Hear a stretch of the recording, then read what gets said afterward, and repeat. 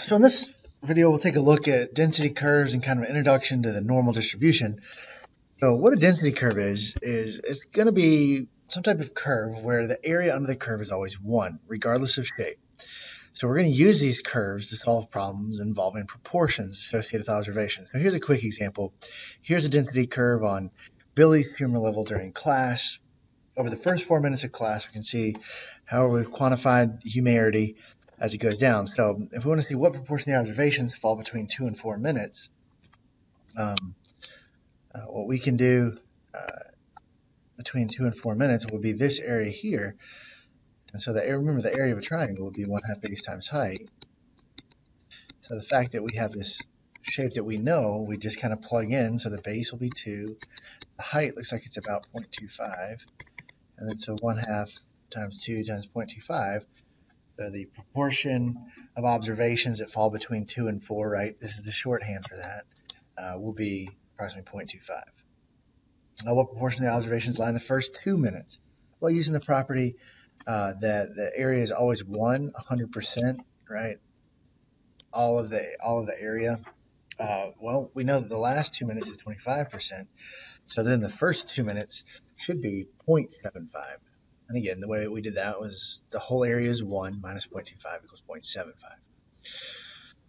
So stick with it for just a minute here, but we take a look at this distribution of 50 students that have taken a philosophy test. So what proportion of students scored below a 70? So here we go again. How we're getting that 14 out of 50? So below a 70, here's 70. So we just go through and count. Here's 1, there's 2, there's 5 students, and there's 6. So a grand total of 14 students were below a 70.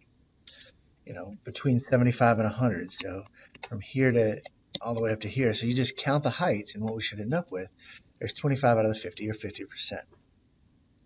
So the question for us, if you look at this stuff, is what would happen if we had twice as many students, or 500 students, or 1,000 students, as we get more and more students.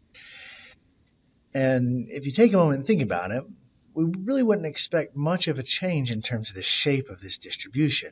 What we would expect to change, we could essentially leave the shape the same. We're still going to get this bell curve shape.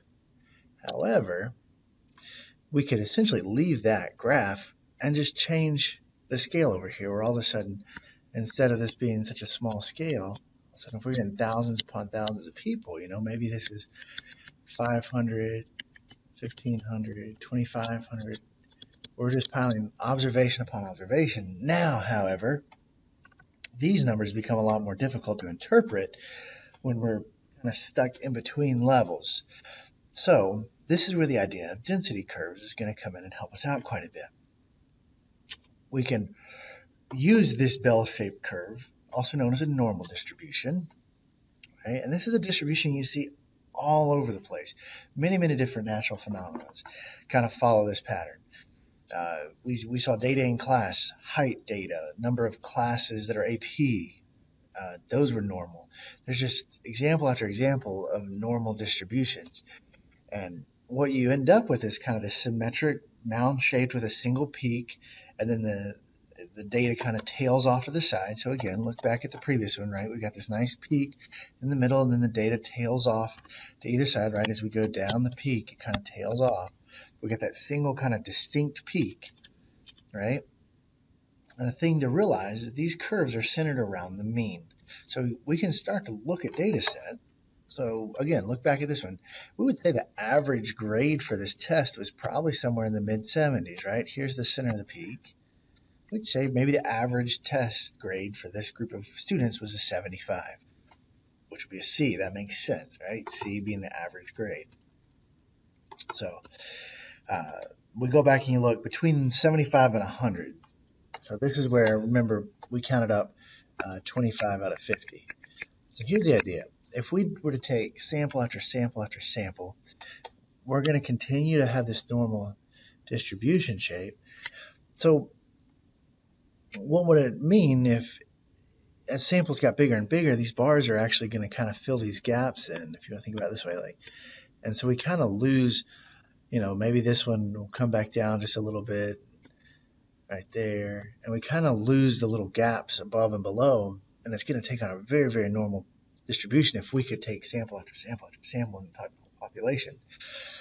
As opposed to adding up all the individual bars, there's a way that we're going to be able to get in here and actually just say, all right, well, here's the grade of 75. Let's just shade everything underneath that curve and find that area. Now, counting the bar, we got 50%. We're going to learn how in just within a few days. But if we were to shade it using the other method, it's actually 44.33%. So very, very close by using the bars to getting what we wanted, which was, I guess, the quote-unquote true area under the curve when we drew it in there. So when we use a normal curve, one thing to realize, there's an infinite number of normal curves, right? We could do normal curves on heights, trees in the forest somehow. We did it on number of siblings. Our commute to school, we saw it. But every single one of those curves is basically going to be described by its mean, the center, and the standard deviation, which we'll talk about in just a minute. So the notation for this, that's